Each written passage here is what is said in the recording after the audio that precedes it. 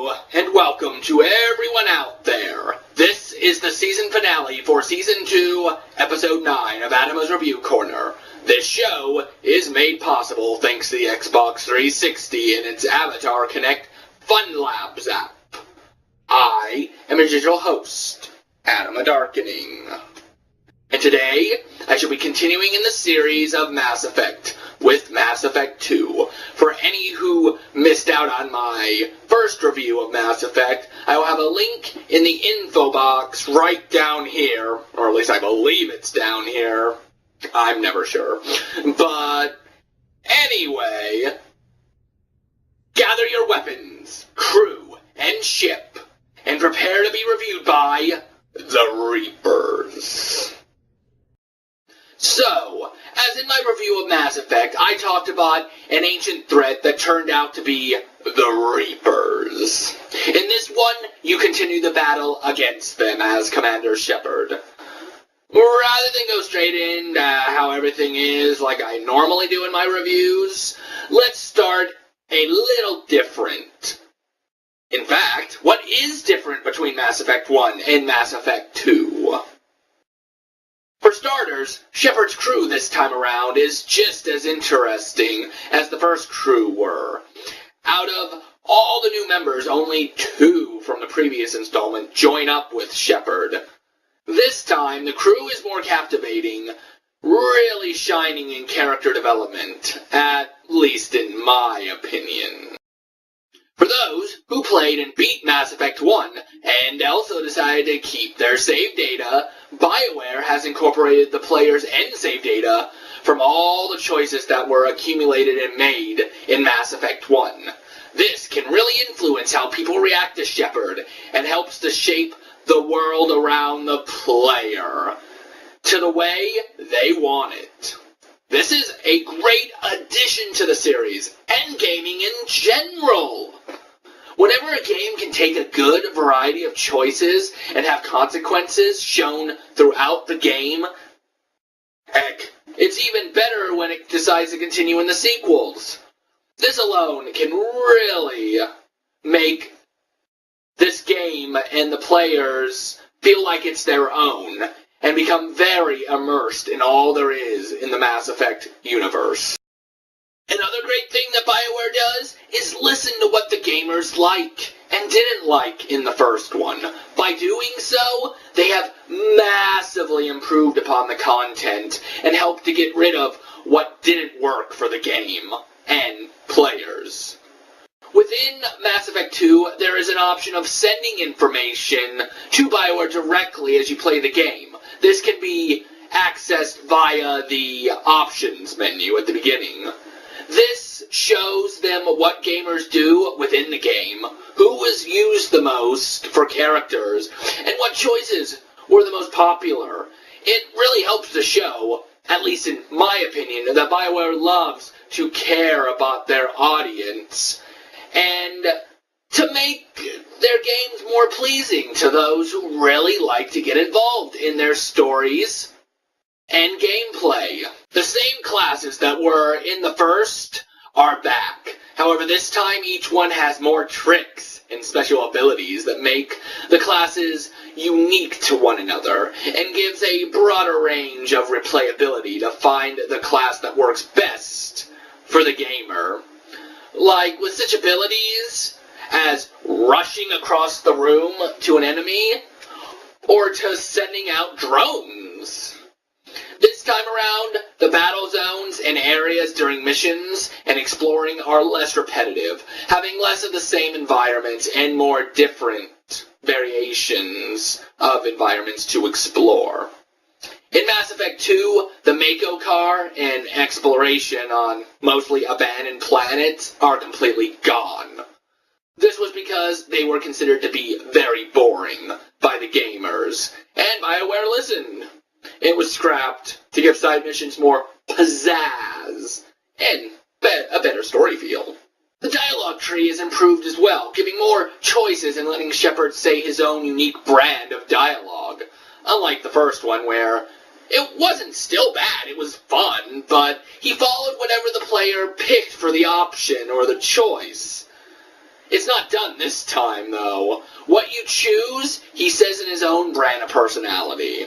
This also changes the longer you go with one side of choices or another, mostly the Paragon or Renegade. The same could also be said of if you switch off between Paragon and Renegade, he'll have this, I don't know, sort of half-cocked attitude, but still fun to watch. There are 12 playable characters, DLC included. Okay, technically 13 with Liara's DLC, but only for a short time. It's not permanent, but gives way into the third Mass Effect along with the Arrival DLC. There are also no more, or at least very few, texture pop-ups and better built environments that just want to make the player explore and look around for a bit. But still, there are and can be some bugs. However, not enough, and very few to hinder the feel for the player. Now that the differences are out of the way, I can finally move on to the combat and game mechanics.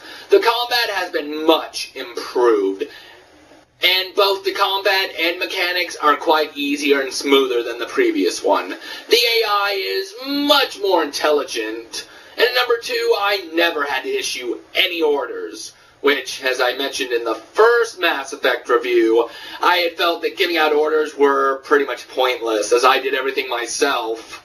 I still did feel this in the second one. However, at least I felt safer, as I did everything with competent partners this time around. Enemies can still be as dumb as the first one, however, in different ways.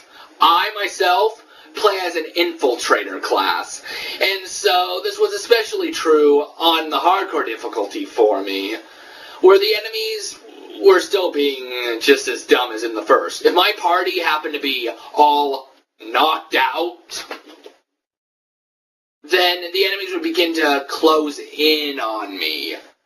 Then all I would do is just go invisible, and enemies would start walking away. Like there was no one even there, giving me time to either move on to better or further cover to survive till I won, or just started shooting them right in the head with my sniper rifle for critical hits while invisible. Then wait for the invisibility skill to regenerate, and before they were able to get back around to me, and just repeat the process all over again. In all honesty, this combat system felt like I was playing Gears of War. At certain points of time, so much so that I was calling it Gears of Effect 2. Either way, I still enjoyed the combat. However, it took a bit to get used to having ammo this time around, as you had an infinite supply in the first one. Having the ammo can give a little bit of strategy to the game, at least compared to the first Mass Effect game. The menus were much easier to navigate, letting the player focus more on the story and combat, and less time on feeling like they were in a game. Items were also much better done, as any excess items not needed went straight to cha-ching money. Unlike the first one, that had the player backtrack to sell or even just drop the stuff where they were, just to procure more, which made it a hassle for players. Mass Effect 2 is all about the choices. Even some of the ones made from the first game make an impact on the second installment. The more the gamer plays, the more the story and the world are shaped by the outcome of his or her choices. Again, though, in this installment, like the last, there are not really any evil choices, as there are just seen as being needed to help save the galaxy by any means necessary. But at what cost? When the player does well, or do the more passive choices, there still may be negative consequences later on in the game, or the series. However, no matter which way the player may choose between the passive good or aggressive good choices, it is certain that they will influence the third Mass Effect as well. Perhaps even in a more monumental way than the first two. Voice acting is still top-notch, lending from the same voice actors from the first Mass Effect, as well as a few new famous additions to the cast for the second one. Most notably is that of Martin Sheen, who plays the Elusive Man, who in my opinion not only helps to bring the story to life, but he also seems to steal the show from the rest of the actors, as well as the voice actor Carrie-Anne Moss, who most may remember as Trinity in the Matrix series, giving one of the most remembered lines in the game as Arya T'Loak. This time around, the player gets to fly the Normandy itself on the world map, or, I guess, space map. However, the loss of exploration with the Mako is replaced instead by sending probes from the Normandy to the planets for resources to help improve stats, the ship, or weapons. This side quest, though, was what was the most boring and time-consuming part of the game, this time around for me at least, as it just felt like a massive grind to complete all the stuff needed for the endgame. To summarize and add, some of the best features are choices that do matter, even if it may be later on in the game or the end of the trilogy, the beautiful and flawless storytelling, and great seamless gameplay between the shooter and RPG elements in the game. And then some of the bad things about the game are the mining, which may take the player out of the story, and the second Mass Effect is very referencing towards the first one, hurting the storyline just a little to gamers new to the series, especially when the game gives plot points from the first game, or references something but really doesn't follow up on it. Heck, even when it has a returning character, which would drive the fans of the first one nuts, it may just leave the player who never touched the first one in the dark. Lastly, for those who like achievements or only play the games for achievements, they will feel deja vu, as almost the entire game is a repeat list from the first Mass Effect, following with mostly storyline achievements and side quest achievements. The game did, however, drop its get so many kills with so many weapons and abilities, only throwing in a few use a weapon or a skill for a single time use. That may combine other abilities and skills to unlock such achievements. The hardest achievement the player may run into is Insanity. Yes, this time around, at least in my opinion, the difficulty achievement of beating the game on the hardest difficulty is indeed hard. Or at least it is in retrospect to the first Mass Effect, especially being maxed out in the levels. But this time, for the number 2, this is not true. It does help to be maxed out, however, it can or may still give a more challenging feel to the hardcore gamers. There are no online achievements. On a scale of how difficult it is to acquire all the achievements from 1 to 10, I would give this game a 6 to a 6.5 out of 10 for its harder, highest difficulty play through and trying to keep the whole crew alive towards the end. So, in conclusion, Mass Effect 2 is a better game in almost every sense of the word. Even for those who missed out the first time, should at least give this game a chance. BioWare even went as far to do a nice recap, allowing you to make the main choices that will affect the game for the PS3 owners. And then later on, it was a DLC in the Xbox version. Pretty much it's just a comic which lets you watch and then make the choices, stops, do you do this, do you do that.